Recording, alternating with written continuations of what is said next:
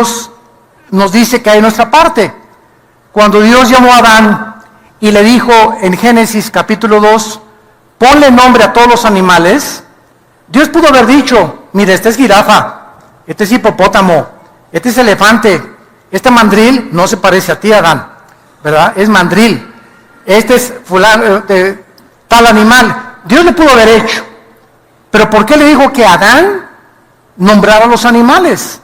Porque Dios nos ha nombrado, no podríamos decir socios, sino que colaboremos con Él. Él soberanamente ha escogido que nosotros podamos estar involucrados en su creación, en darle nombre a los animales, en tomar una decisión nosotros, no nosotros, como dice mucha gente, Señor, te pido que me quites lo carnal. Dios nunca va a hacer lo que es tu responsabilidad. Entendamos esto. Dios nunca va a hacer lo que nos corresponde hacer a nosotros. Entonces, cuando nosotros hacemos lo que nos corresponde hacer, cuando Dios dice, cuando yo vea que tú amas a tu esposa, cuando yo vea que le das buen ejemplo a tus hijos, cuando yo vea que a ti te interesa el reino de Dios, con lo que tú aportas al reino de Dios, cuando yo vea en ti tomar el primer paso, yo te respaldo. Yo hago mi parte, dice Dios. Pero Dios nunca va a hacer lo que nos corresponde a nosotros hacer. Entonces, cuando nosotros determinamos, me determino como joven, no contaminarme ni con las drogas, o propongo en mi corazón, Señor, ayúdame, soy muy débil, no quiero tener ojos más que para mi esposa, determino que ya con este muchacho no voy a salir porque lo único que quiere él es tocar mi cuerpo. Cuando hacemos determinaciones en nuestra vida, Dios nos respalda con su poder. Ya no quiero fumar estos cochinos, tabaco entubado, ¿verdad? Que me está afectando toda mi vida. Ahí está, no quiero ya, Señor. No tengo el poder, pero los tiro. Cuando Dios ve que tiras el tabaco y tiras esas drogas, viene su poder para respaldar la decisión que hemos tomado. Esto es importante porque mucha gente cree que es muy difícil ser cristiano en el siglo XXI. Hoy estamos rodeados de tentaciones, pornografía en la televisión, telenovelas, cines, películas, etcétera, etcétera. Y la Biblia nos ofrece un ejemplo en Daniel. Muchacho que entre los 14 y 17 años más o menos de edad, fue deportado de Jerusalén a Babilonia, el imperio más poderoso que ha existido en la historia, que hasta el grado de que los jardines colgantes de Babilonia fueron considerados una de las 7 maravillas del mundo. Entonces vamos a ver ahora en esta segunda parte del estudio del libro de Daniel, de qué forma este muchacho nos da un ejemplo de determinación, de disciplina. Si no tienes disciplina, nunca alcanzas nada en la vida. Seas doctor, licenciado, plomero, carpintero, chofer, predicador, dime el oficio, la profesión que quieras. Si no tienes disciplina en tu vida, nunca vas a poder lograr tus objetivos. Y si los logras, cuando llegues a gerente, cuando llegues a tener dinero, cuando llegues a tal parte, y te das cuenta que nunca adquiriste el bendito hábito de tener una vida disciplinada, no duras arriba. Con la rapidez con la que tú subiste como artista, como Miss México, como actor, como karateca, como deportista, lo que tú digas y mandes, cuando tú llegues a la cima o al éxito que has soñado, alcanzar o a ser dueño de tu negocio, de tu taquería, lo que tú me digas, si allá arriba, cuando comience a irte bien, si no tienes disciplina, lo vas a echar al bote de la basura todo. O te vas a descomponer tu carácter, o te vas a enorgullecer, o como ya tienes dinero te olvidas de Dios, o tienes el derecho de tener, ya tengo para mantener a 2 más amantes, pero la falta de disciplina es importante en la vida cristiana, porque somos soldados de Jesucristo. Vamos a ver ejemplos de integridad. ¿Qué es la integridad? La integridad es que estoy hecho de una sola pieza. Esta es la palabra íntegro. Soy igual en mi escuela, soy igual en mi oficina, la cara que tengo en la iglesia la tengo en mi casa, la cara que tengo con mi familia es la misma cara, no tengo una cara para mi familia, una cara en mi oficina, una cara en la iglesia de San Clodomiro. y otra cara cuando estoy en la calle. Eres una persona desintegrada, con múltiples facetas de la personalidad. Eres una persona, la palabra griega es hipócrita. La palabra hipócrita significa actor, el que actúa como no es. Entonces, si tú tienes una forma de actuar con tus amigos, otra forma de actuar con tu familia, otra forma con los cristianos, no eres una persona íntegra. Eres una persona que estás comenzando a desintegrarte, porque estás descomponiendo tu personalidad. Si lo que dices no lo haces, te comienza a desintegrar tu personalidad. La psicología le llama desórdenes múltiples de la personalidad. Otros le llaman esquizofrénicos, que tienen dos conductas completamente diferentes. Vamos también a ver ejemplos aquí grandes de liderazgo, de valor, de confianza y fe en las promesas de Dios. Daniel vivió desde los días de Nabucodonosor hasta los días del rey Ciro de Persia. En el libro de Daniel vamos a encontrar a 4 imperios. El imperio babilónico, con el cual comienza el libro. Los persas llegaron y conquistaron a los babilonios. Los persas son ahorita la nación de Irán. Los persas no son árabes, son persas. El farsí es el idioma que hablan en Irán, no el árabe. Nada más que adoptaron la religión musulmana a través del tiempo. Los griegos conquistaron a los persas. Alejandro el Magno se hundió en la degeneración sexual y vinieron los romanos y conquistaron Grecia. Y ahí acaba, ¿verdad?, las profecías de los imperios mundiales hasta que el anticristo surja con la última forma de gobierno mundial que profetiza Daniel capítulo 2, capítulo 7, capítulo 11.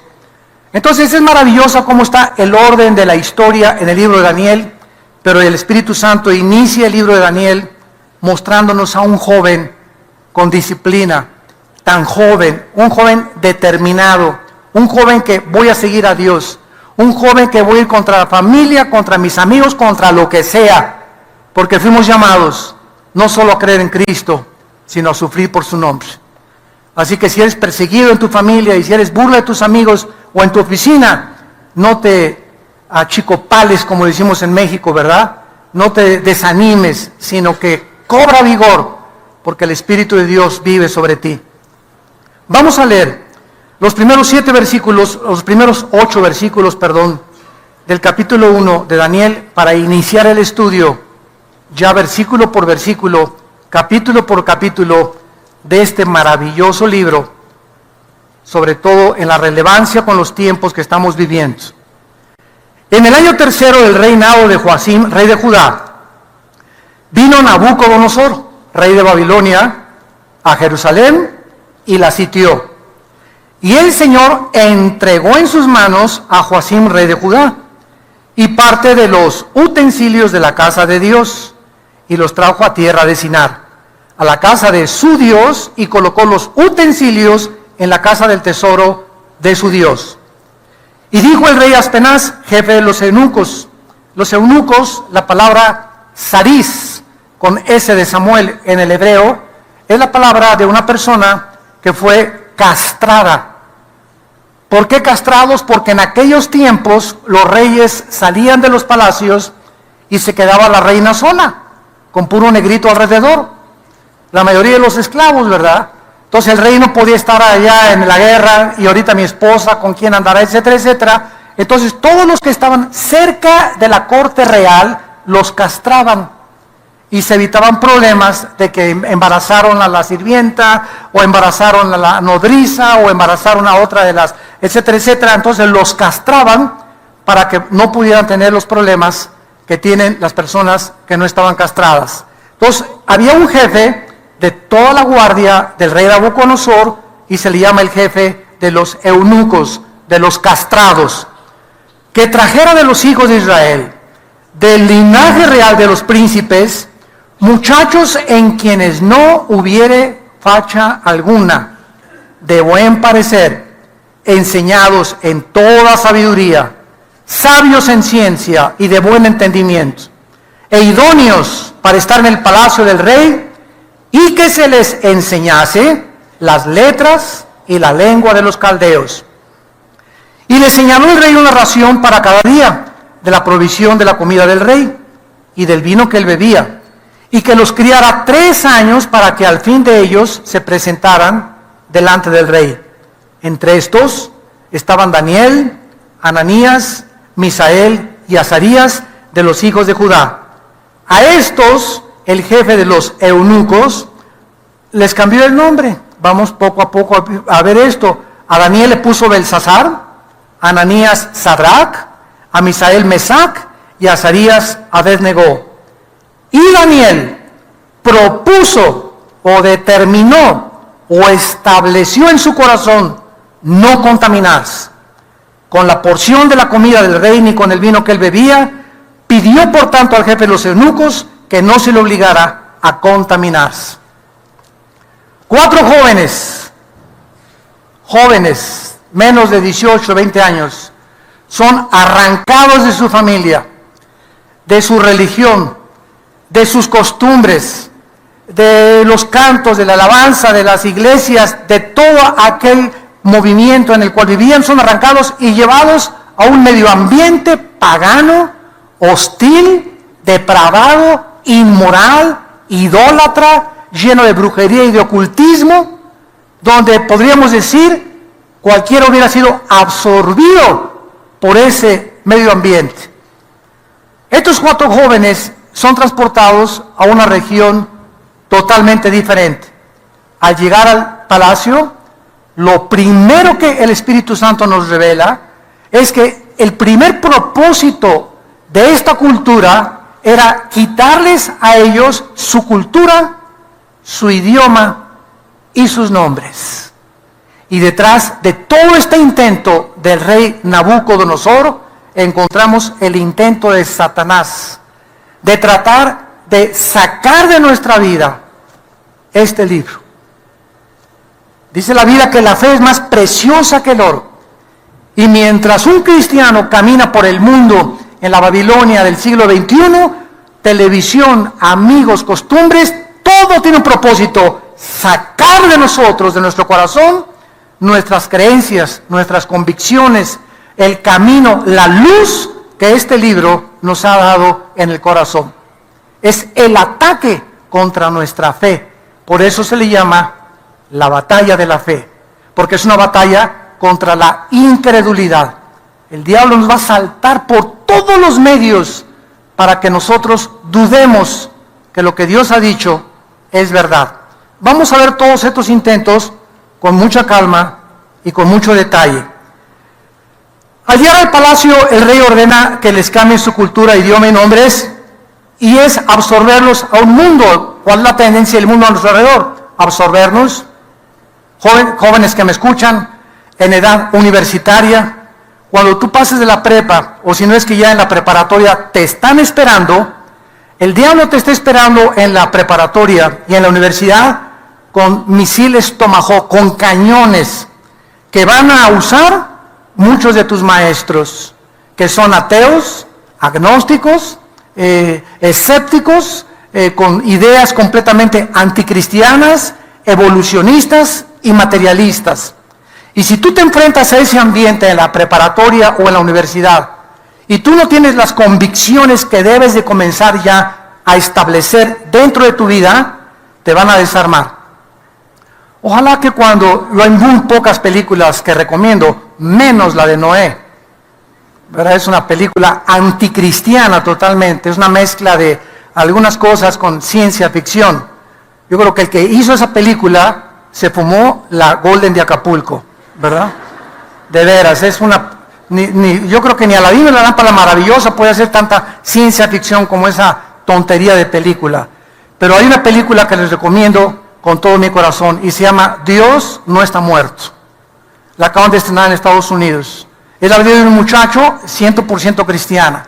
Un muchacho que entra a la universidad, a la clase de filosofía, y el maestro les hace firmar a todos los estudiantes, no se las cuento todas, nada más hace grandes rasgos, que firmen que Dios está muerto. Y todos firman porque si no, no pasaban la clase. Y este muchacho cristiano, que hasta su novia se le pone, y ves que hasta está dispuesto hasta perder hasta la novia, por no dejar a Cristo, y no firma. Entonces se viene el maestro contra él, los estudiantes contra él, y él pide permiso para poder debatirlos y mostrarles que están equivocados, y ya no les cuento lo demás. Pero está buenísima y les va a dar muchas armas de ver cómo se puede combatir el ateísmo en la universidad. Un muchacho con convicciones. Dios no está muerto, se llama esta película. Son de las pocas que recomiendo. Porque también el Hijo de Dios, ¿verdad? Bueno, es el 85% cristiano y un 15% no cristiano. En la película El Hijo de Dios ponen a una de las mujeres, María Magdalena, como apóstol. O sea, duerme con los discípulos, viaja con los discípulos, come con los discípulos, o sea, eso es ridículo, ¿verdad? Yo no sé si el movimiento feminista intervino en esta película, pero ahí la meten, ¿verdad? Y cuando Cristo resucita a Lázaro, el poder es, Lázaro, ven fuera. En lugar de eso, en la película entra y le da un beso y resucita a Lázaro. O sea, le roban el poder a la palabra de Dios. Entonces hay muchas cosas buenas y hay muchas cosas, y los que conocen la Biblia, pues ya nos van con la finta, ¿verdad? Bueno, no la estoy recomendando, si la quieren ver, véanla.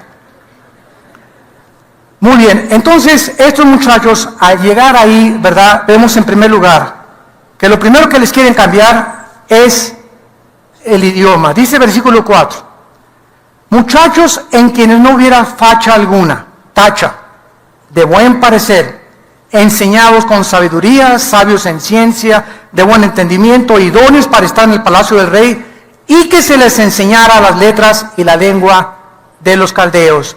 Vemos en primer lugar, en el versículo 4, que lo primero que intenta Satanás es cambiar su idioma, el lenguaje que aprendimos desde la infancia de la Biblia.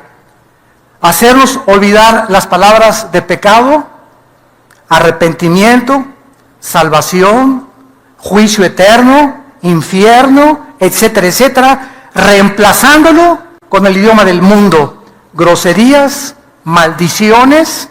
Yo vas a una película ahorita y más de la mitad del lenguaje es groserías y maldiciones.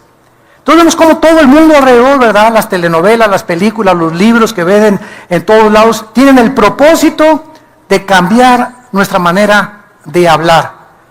Hay muchachas ahorita que yo veo de 18 o 20 años de edad diciendo unas groserías de este tamaño. Muchacha que me escuchas o las que no ven por televisión, qué triste es ver a una mujer decir groserías. Te rebajas como tú no te imaginas. Te pones en el nivel de la gente más vulgar que existe. Cuando una muchacha, ¿verdad? Una mujer tiene que ser una persona con mucha dignidad. Eres mujer. Eres una joya preciosa en las manos de Dios. Si en los hombres se ven mal las groserías, 1000 veces más en las mujeres. Vemos nosotros que al cambiar esta cultura, quieren, ¿verdad?, cambiar también completamente todo aquello que nosotros hemos aprendido en la iglesia y a través de nuestros padres. En la segunda carta de Timoteo, capítulo 1, versículo del 3 al 7, Pablo antes de morir le recomienda esto a Timoteo. Dice 2 Timoteo, versículo 3, doy gracias al cual sirvo desde mis mayores, con limpia conciencia de que sin cesar me acuerdo de ti en mis oraciones noche y día. Vean lo que le dice Pablo a Timoteo. Deseando verte al acordarme de tus lágrimas para llenarme de gozo, trayendo a la memoria la fe no fingida que hay en ti, la cual habitó primeramente en tu abuela, Loida, y en tu madre Eunice, y estoy seguro que en ti también. Timoteo traía una tercera generación de cristianos en su vida. Yo creo que la mayor parte de nosotros en México, por lo menos en el caso mío, somos la primera generación. Mis padres pertenecieron a la religión popular. Mi madre ahorita que cumplió 89 años, está en Toluca y mamá, muchos de ustedes la conocen, se convirtió cuando tenía como 70, 80 años de edad, hace como 12 años. Y le costó mucho trabajo porque era presidenta de la Acción Católica de México, etcétera, etcétera. Y a través del testimonio de mi hermano Alejandro y un servidor, mi madre se convierte. Mi padre murió con el cordón de San Francisco, era franciscano, un hombre que él creía que estaba bien. Jamás me acuerdo, nunca que nosotros hayamos en la casa de ustedes tenido una Biblia. Y si había una, era con un candado, prohibido leerla, hasta que viniera el arzobispo y con el permiso de él poder abrirla, porque tenía el imprimatur de la Iglesia del Vaticano y no se permitía que el populus leyera la Biblia hasta 1962, cuando Juan 23, tu padrino que va a ser santo hoy, él fue este papa, de las buenas cosas que hizo Juan 23 fue abrir la Biblia, fue de los pocos papas que han abierto la Biblia en 1962, Segundo Concilio Vaticano, y cuando comenzó a leer Juan 23, se espantó. Comenzó a leerla y, Dios mío santo, Ave María Purísima, Virgen del Socorro, Virgen de la Macarena, ¿y qué hizo Juan 23? Mandó quitar el latín de la misa. Si tú eres católico, tu familia es católica, lo deberían de saber. Fue el Papa que ya dijo que la misa se lea en el lenguaje popular. Ya no teníamos por qué llegar a la iglesia, ¿verdad? Y a ver un culetífica juventud, te mean, cuida tu deseo, cuida tu estudio, en el nombre del Padre, del Pichi, Espíritu Santis. Entonces, puro latín, iba sin no saber ni lo que decían, nos parábamos, nos sentábamos, Yo de niño me acuerdo que así íbamos a la iglesia. En los 60 que yo era chamaquito, ¿verdad? Me acuerdo que nos paren, siéntense, y salías como si nada, ¿verdad? Juan 23 quitó el latín y se comenzó a enseñar. Quitó los santos, Virgen de Lourdes. Quitó los santos Juan 23. Hay muchas iglesias que lo siguen teniendo porque si se los quitas, te linchan. Pero en la mayor parte ya casi no hay santos, ya los mandó quitar. Permitió que la música entrara en la alabanza de la iglesia. Y comenzó a hacer muchas reformas que se llamaron Segundo Concilio Vaticano. Entonces, así uno de los papas más revolucionarios que han habido en la historia del papado. Entonces, vemos que nosotros, como la primera generación, muchos de ustedes son hijos de pastores o fueron ya sus abuelos pastores, muy pocos en Latinoamérica, en Estados Unidos. Todos los pastores que conozco son tercera, cuarta, quinta generación. Qué bendición, ¿verdad? Y nosotros aquí en México apenas somos la primera, mis hijos son la segunda generación, pero Timoteo era la tercera generación de cristianos.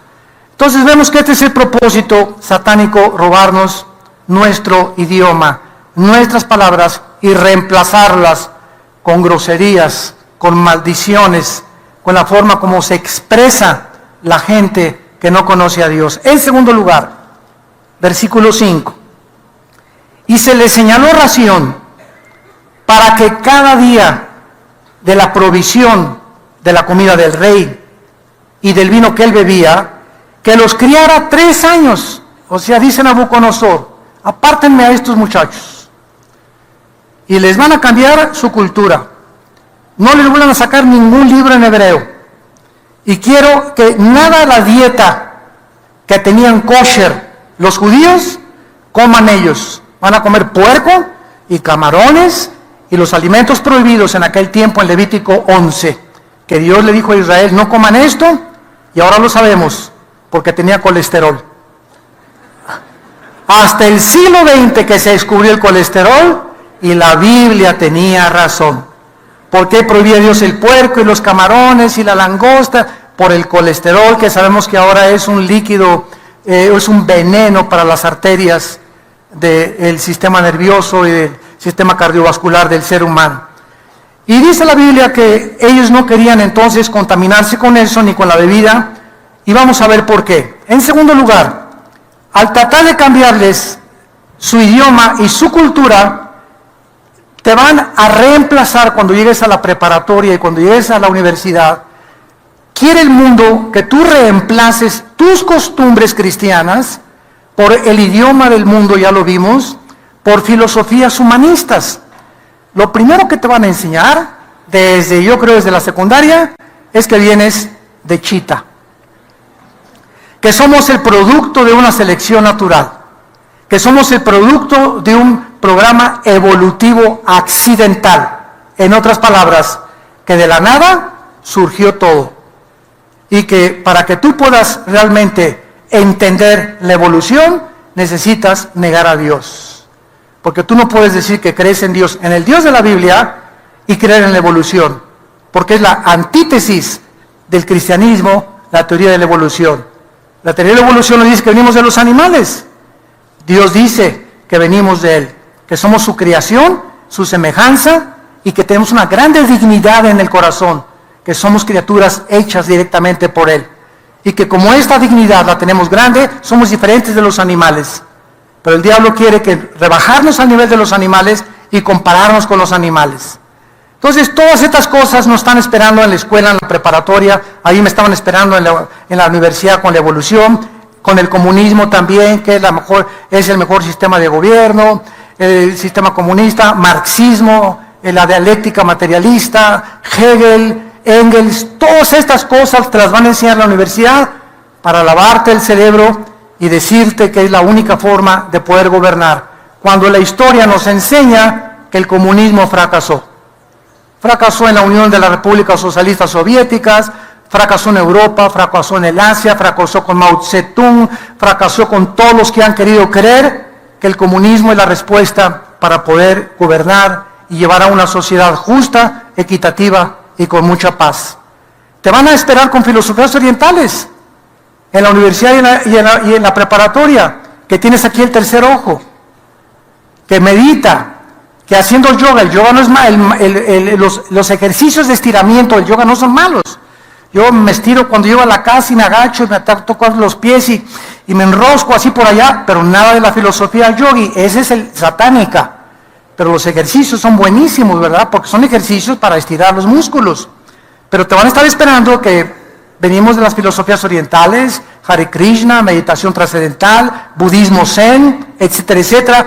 Todo esto lo practican en las universidades y no lo prohíben, pero no llegues con una Biblia.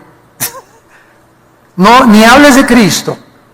Y fue como entramos nosotros en los 80s a la Universidad Panamericana, al Poli y a la UNAM, cuando me comenzaron a invitar a las facultades de Filosofía y Economía, que estaba invadida de comunistas, de cuando le dieron el pinochetazo a Allende y los trajo el expresidente Echeverría a México, a todos los maestros comunistas, infiltraron la UNAM con comunismo y filosofías materialistas. Y ahí me tocó todo eso.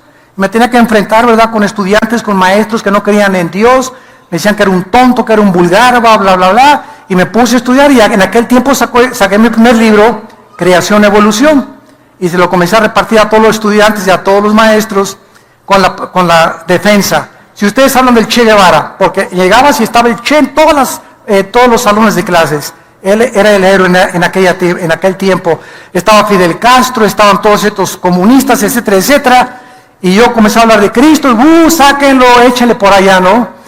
Hasta que pudimos comenzar a debatirlos y a demostrarles que al hablar de Cristo, estábamos hablando del líder más grande, que ellos llamaban el primer comunista, háganme el favor, de la historia. Entonces, cuando se dieron cuenta que la Biblia no es un libro religioso, sino que vienes a hablarles de ciencia, y de que la creación bíblica tiene más evidencias científicas que la famosa teoría de la evolución, es cuando la gente comienza a abrir los ojos. Entonces la evolución es una teoría que es satánica totalmente.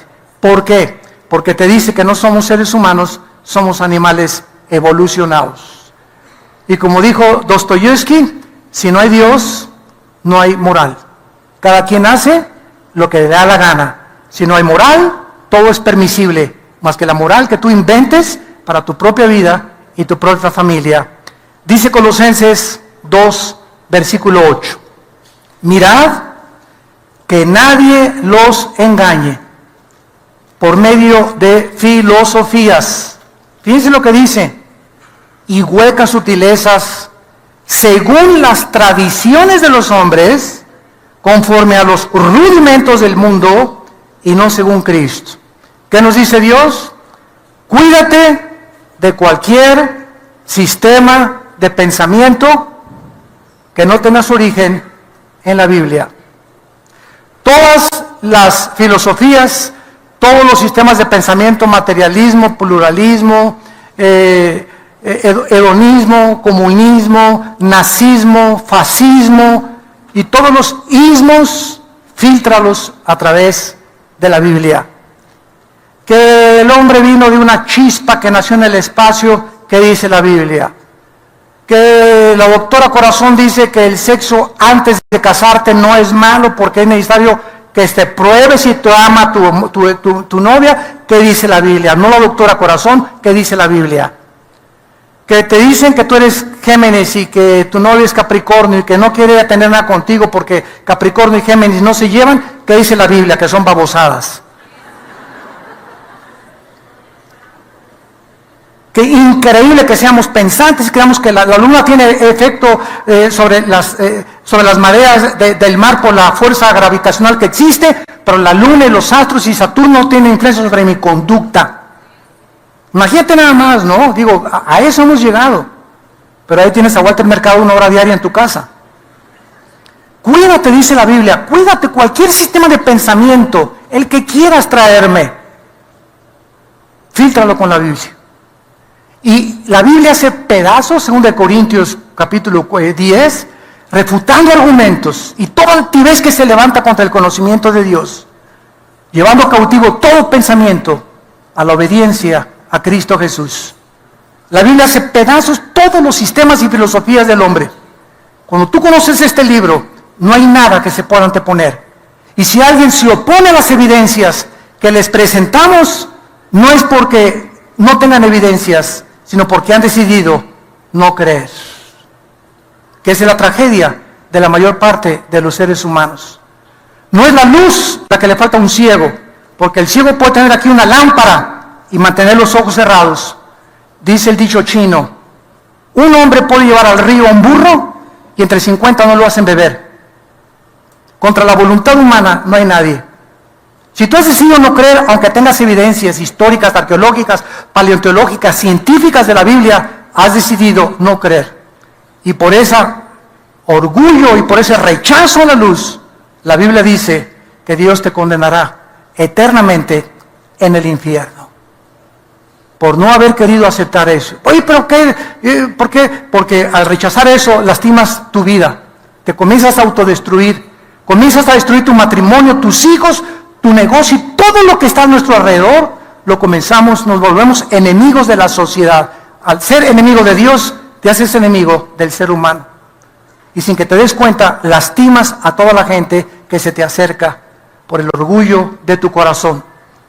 En tercer lugar, les quisieron cambiar sus nombres. Versículo 7. Cambiarles su identidad. ¿Qué es lo que el mundo nos quiere cambiar? ¿Cuál es nuestra identidad? ¿Qué somos? Hijos e hijas de Dios. Cuando oímos en la televisión, mi hermano Francisco, o mi hermana fulana, o mi hermano esto, mi hermano aquello, mi hermano el gurú, espérame tantito.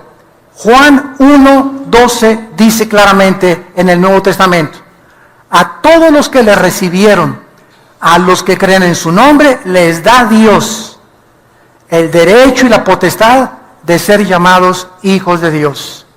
Así que si tú no tienes a Cristo, discúlpame, tú no eres mi hermano, ni mi hermana. Se oye muy bonito, somos hermanos todos. Todos somos, escúchame, criaturas de Dios.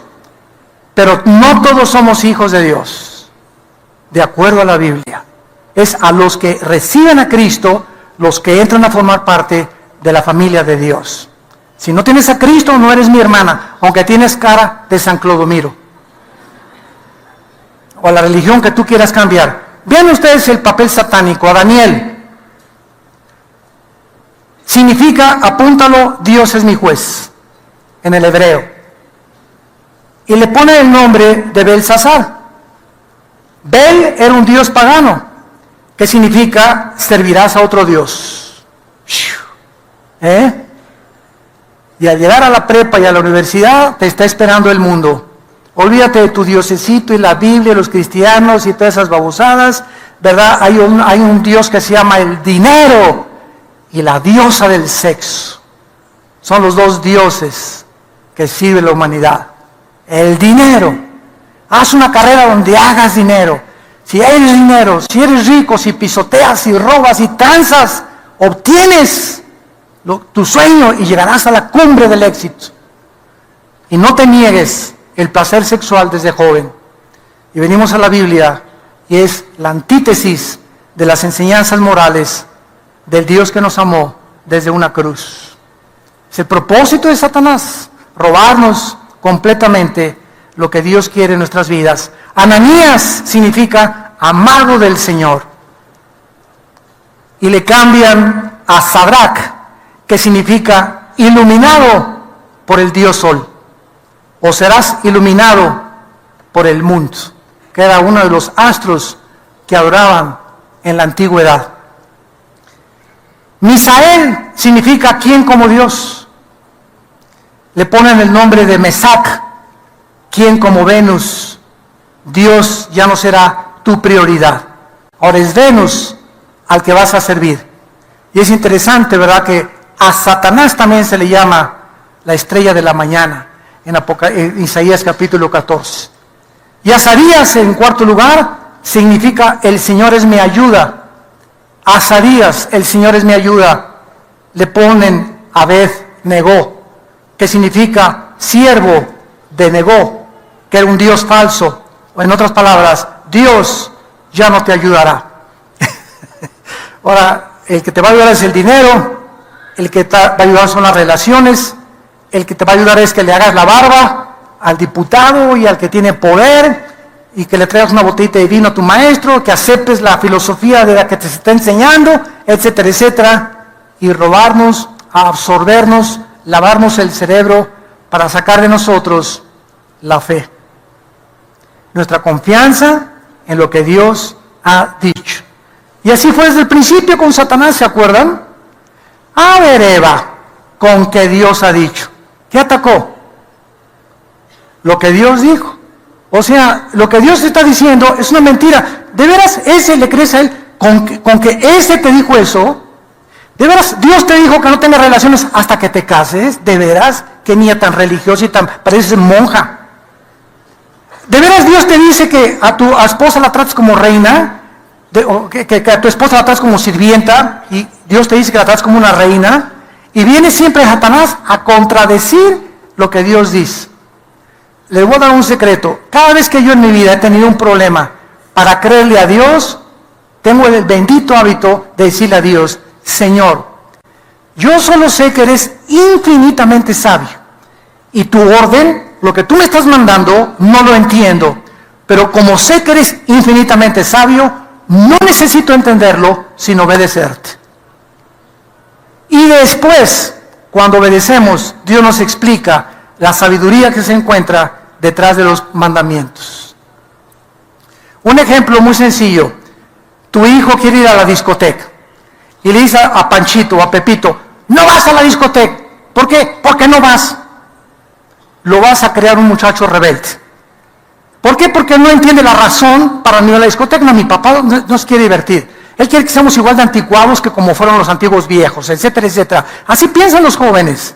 Entonces tú al muchacho le tienes que dar la razón, la sabiduría que se encuentra detrás del mandamiento. No vayas a la disco, mira, siéntate, Pepito, te quiero explicar, mira, cuando llegas a la discoteca, ¿qué música vas a escuchar?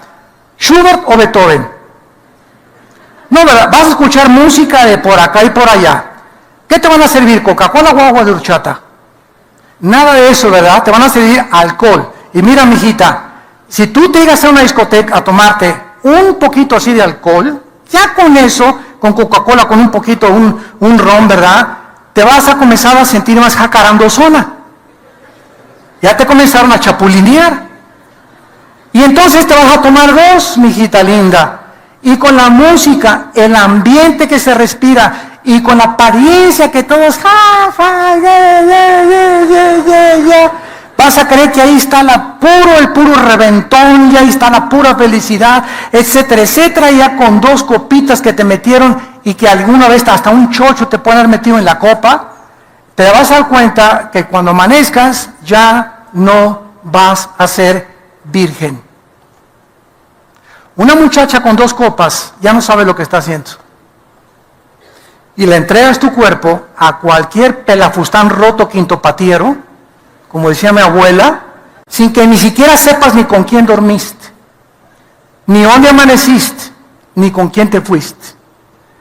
Entonces, todas estas explicaciones los jóvenes necesitan entender. Es el medio ambiente, la música, lo que va a pasar, la droga que venden, etcétera, etcétera. Y entonces ya si el joven, después de esta explicación y los peligros que puede enfrentar, se afianza a querer ir, ¿verdad?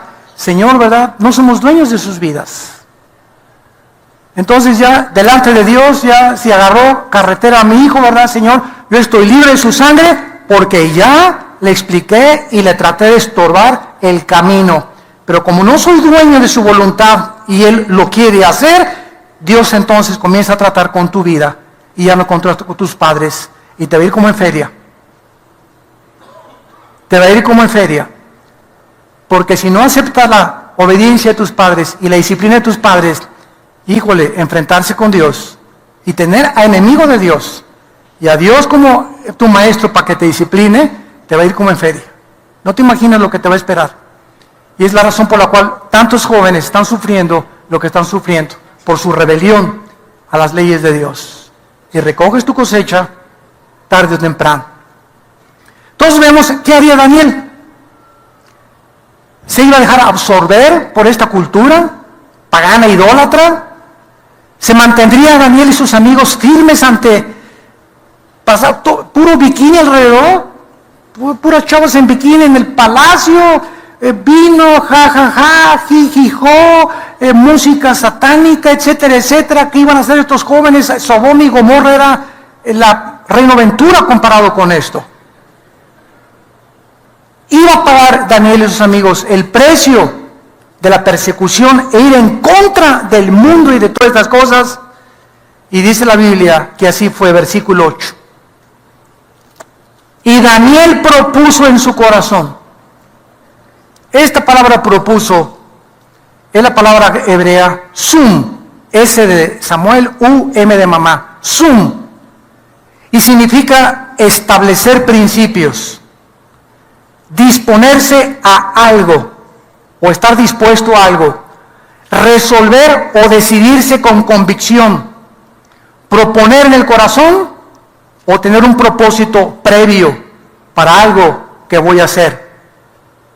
Señor, te prometo que si mi novio me comienza con sus chorizos de que toma una copita y que por acá y que me lleva al cine, me lleva hasta el último asiento y a ver una película pornográfica, te prometo, Señor, que le voy a dar ya con esto y aquí con este cuello así a las muelas. Y voy a salir corriendo del cine, me voy a bajar de su carro y me voy en taxi a mi casa. Pero te prometo, Señor, que no voy a dejar que me toque la mano. Te prometo, Padre Santo, voy a salir con mi novia, no la voy a tocar. No voy a poner mis manos sobre ella. Porque si lo hago, tú me estás viendo. No me ve nadie, pero tú me estás viendo. Propongo, Señor, ir a esta fiesta o esta boda. No voy a entrar a la misa ni a la religión. Voy al banquete a hablar de Cristo. Y te prometo, Señor, compartir tu palabra. Toda decisión necesita un propósito previo. Determinarlo. Quiero ser así. Mientras tú no tomas estos principios en tu vida, vas a seguir siendo una veleta, llevado por un viento de doctrina para otro viento de doctrina. Nunca haciendo lo que Dios te manda. Y la familia te dice, te vas con la familia. Tus amigos te vas con los amigos. En tu trabajo te vas con los amigos de tu trabajo. Te vas a donde el barco lo lleva el viento. Eres un hombre, eres una mujer sin propuestas, sin determinación en tu carácter. Y vas a sufrir mucho. Porque te repito, el hombre que es de doble ánimo, dice Santiago 1, es inconstante, inestable en todo lo que emprende en la vida. Y por eso no te va bien en la vida, porque nunca acabas nada de lo que comenzaste y siempre estás cambiando de opinión por no determinar en tu corazón seguir a Jesucristo. ¿Qué había de malo de participar de la comida del rey? ¿Qué hay de malo ir a Halloween? Ay, comadre, no seas tan religiosa. ¿Qué hay de malo que tus hijos los vistan de el anticristo? ¿Qué hay de malo que a tu hijita la disfracen de diablita y de bruja? ¿Qué hay de malo? ¿Qué hay de malo que vayas al sacrificio de la misa? En una misa tú no vas a participar, tú nomás te paras y te sientas y ya, tú eres cristiana y ya. Dice el dicho mexicano, tanto peca el que mata la vaca como el que estira la pata. Nos enfrentamos a un mundo que no está esperando con eso. ¿Qué hay de malo que bautices a tu niña por el amor de Dios? Si le van a echar agüita, no le va a pasar nada, nomás es pura agüita que le echan ahí. Y así comenzamos a ser absorbidos y comenzamos a permitir que se nos lave el cerebro y el corazón y se diluyan más y más nuestras convicciones. ¿Qué hay de malo en todas estas cosas? Bueno, vamos a ver algunos pasajes en Efesios capítulo 5 y vamos a entender las razones poderosas de Dios. Que hay mucho de mal, el mundo no lo ve. ¿Qué hay de malo? Para la comadre no hay nada de malo. porque están ciegos ante el mundo invisible y las consecuencias que las decisiones que tomamos afectan nuestra vida y nuestra familia. Pero entiéndelo, tu mamá, tu comadre, tu primo, tu amigo, no lo pueden ver, entendamos eso. No hay nada de malo en esto, es que para él no hay nada de malo, porque no pueden ver la realidad de cómo funcionan las decisiones que tomamos con el mundo espiritual. Entonces tenemos que tener la iluminación sobrenatural del Espíritu Santo para ver lo que se encuentra en lo que el mundo llama inocente. No hay nada de malo. Ay, la niña vestida de brujita en el Halloween y esas cosas, no hay nada de malo. Bueno, la Biblia tiene otra opinión. Dice en Efesios capítulo 5, versículo 8. Porque en otro tiempo éramos tinieblas, mas ahora somos luz en el Señor. Andad como hijos de luz. Porque el fruto del Espíritu es en toda bondad, justicia, verdad, comprobando lo que es agradable al Señor, no lo que es agradable a mi comadre. Entonces lo primero que tengo que hacer es comprobar qué dice Dios. Lo que el mundo dice que es inocente y que no significa nada, ¿qué dice mi Dios? Él es mi Creador, Él sabe lo que más me conviene. Comprobando lo que es agradable al Señor. Y no participéis en las obras infructuosas de las tinieblas, sino más bien repréndelas. Porque vergonzoso es aún hablar lo que ellos hacen en secreto. Mas todas las cosas, cuando son puestas en evidencia por la luz, y nosotros somos la luz, son hechas manifiestas, porque la luz es lo que manifiesta todo. Por lo cual dice, despiértate, tú que duermes, y levántate de los muertos, y te alumbrará Cristo. Entonces, ¿qué hay de malo que mi hijo vaya al Halloween? Maestra, discúlpeme, mi hijo no va a venir mañana a la fiesta, no va a participar de la fiesta del Halloween, usted no lo puede expulsar, porque esto no es obligatorio de parte del gobierno, y si me hace algo le voy a hacer un pancho que no se le va a acabar. Pero mi hijo no viene, ¿verdad? Porque somos cristianos. Oiga, yo sé que usted no lo va a entender, por favor le suplico, maestra, con el respeto que se merece, respete también a ustedes nuestras convicciones que tenemos acerca de lo que Dios dice. Entonces, ¿qué tiene malo que vayas a una boda y entres a la misa? Pregúntala en primer lugar, ¿qué es la misa? Y lo digo con mucho respeto a los católicos que nos ven por televisión también, que no saben, ¿qué es la misa?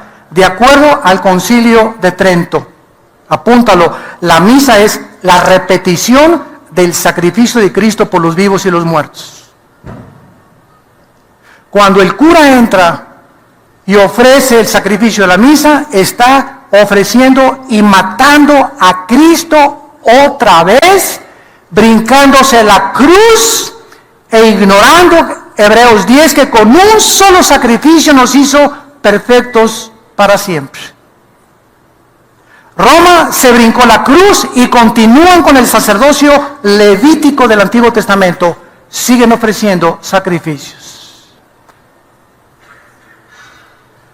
Yo recuerdo todavía cuando era acólito, yo quise ser cura a los 11 años, entré al seminario en Acapulco durante un año, y me acuerdo que me dijo la persona encargada que si yo quería ser cura no podía casarme nunca, y tenía que hacer voto de castidad y de pobreza. Y recuerdo un día, te lo sigo agradeciendo, Señor, que me asomé una vez por la ventana donde nos tenían ahí encerrados, ¿verdad? Y vi una güerita pasar en bicicleta. Y mi esposa ya también lo acepta, ¿verdad? No era ella, ¿verdad? Pero soñé con esa güerita toda la noche. Entonces le hablé a mi papá el otro día por teléfono, como a las 9, muy perturbado yo de mis sueños, y no pude dejar de pensar en la güerita. Y le eché y comencé a orar a Dios, Señor, dame esa güerita. Y entonces le dije a mi papá, fíjate que he descubierto algo. ¿Qué, mijito? Que me gustan las mujeres, le dije a mi papá. Y me dijo mi papá, gloria a Dios, aleluya. Y eso que era católico él, pero no quería que yo siguiera la vocación sacerdotal. Y al otro día fue mi papá corriendo por mí, ¿verdad? Porque me descubrí, para ser cura no podía estar con las mujeres. Hipócritamente, pobres, ¿verdad? Les obligan a hacer el voto de celibato sacerdotal, cuando la Biblia manda, en la Biblia católica, manda que los que sirven a Dios se casen. 1 Timoteo capítulo 3. Los manda que los obispos se casen, por el amor de Dios. Pero ¿saben ustedes por qué es el voto de celibato sacerdotal? Porque si tienen familia, tienen que mantener a la familia y ya no mandan dinero al Vaticano. Solos, todos para allá. Y usted en una cama de piedra y ahí se me queda y va a vivir toda la vida.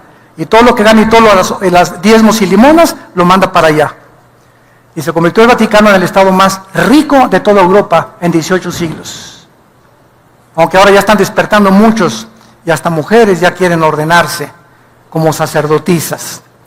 Muy bien.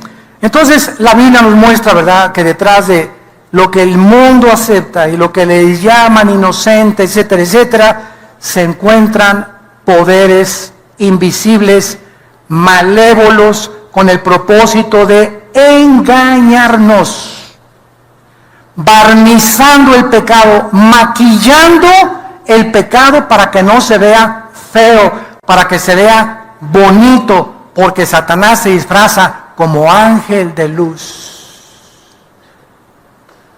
Si el pecado no me ofreciera alguna satisfacción, yo no pecaría.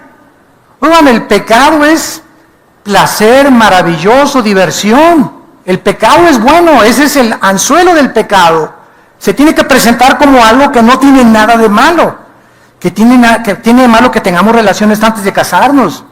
¿Qué tiene malo una canita al aire allá con algún amante de vez en cuando?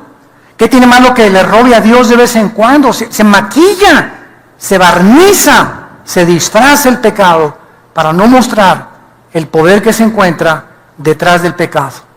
La paga es la muerte. La paga del pecado es la muerte. Y el alma que pecare, esa morirá. Y ese es el temor de Dios, que tenemos que odiar el pecado con toda nuestra alma, porque es el causante de los sufrimientos, tristeza, amargura, rencor, odio y guerras que hay en el mundo. El pecado. Es una humanidad en rebelión contra su Creador. Y finalmente vemos el resultado del valor. Dice en Daniel capítulo 1, que cuando Daniel hace la determinación de no contaminarse con la comida que además era ofrecida a los ídolos paganos de Babilonia, versículo 9, Dios puso a Daniel en gracia y en buena voluntad con el jefe de los eunucos. Ustedes saben el trompo a la uña que el jefe de los eunucos se iba a aventar, permitiéndole que Daniel no comiera de lo del rey. Vamos a ver la próxima clase en Nabucodonosor. Era un rey cruel, que les arrancaba la cabeza, las uñas, destazaba a las mujeres embarazadas. Era un rey cruel, sanguinario. Y este jefe de los eunucos, si el rey se enteraba que había desobedecido las órdenes y no les había dado a los jóvenes hebreos la comida y el vino de él, le costaba la vida. Entonces, para que el jefe de los eunucos, que era de confianza, le haya, vamos a ver, concedido a Daniel, está bien, prueben 10 días, y si en 10 días están igual de sanos, entonces sigan con esa dieta, es porque Dios intervino milagrosamente. Y así lo vamos a ver en el libro de Daniel. Dios interviene en tu vida cuando tú determinas seguirlo. Y lo que viene después, de que tú te propones eso, escúchame esto, vienen los milagros. Dios te comienza a dar las peticiones de tu corazón. Deleítate a sí mismo en Jehová, dice la Biblia en el Salmo 37, y Él te concederá las peticiones de tu corazón. No seas sabio en tu propia opinión. Ven a Jehová y haz el bien. Te apacentarás de la vida y conocerás la verdad. Será como refrigerio a tus huesos, medicina a tu cuerpo. Ven y refúgiate en el Señor. No seas sabio en tu propio corazón. Espera en Él y Él hará. Gracias por tu palabra, Señor. Gracias, Señor, por la misericordia y la paciencia que tienes con nosotros. Gracias por ampliar nuestro entendimiento, porque todavía seguimos tan infectados por el pecado. Todavía hay tantas tinieblas en nuestra vida que necesitamos continuamente recurrir a ti para que tu luz siga entrando a nuestro corazón y sigamos entendiendo que lámpara a nuestros pies es tu palabra. No hay nada torcido ni perverso en ella, es sabiduría a los que tienen entendimiento. En esta mañana, que tu corazón ha sido preparado, entrégale tu vida a Jesucristo. Has probado muchas teorías, filosofías, religiones, maneras de pensar, ideas. Ven a Jesús. Comprueba por ti mismo, por ti misma, que Él es real, que Él resucitó a los 3 días, que quiere entrar a tu vida, iluminarte y mostrarte el engaño en el que vivíamos antes de conocerlo.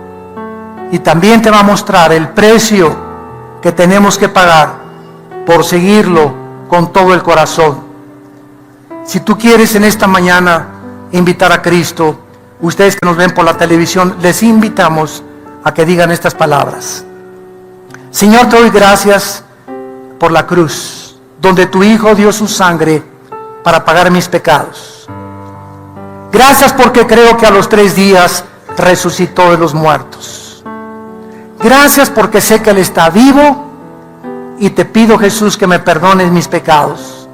Me arrepiento de mi vida pasada, del engaño en el que he vivido tantos años, y quiero vivir la corta vida que me espera en el reino de la luz y no de las tinieblas.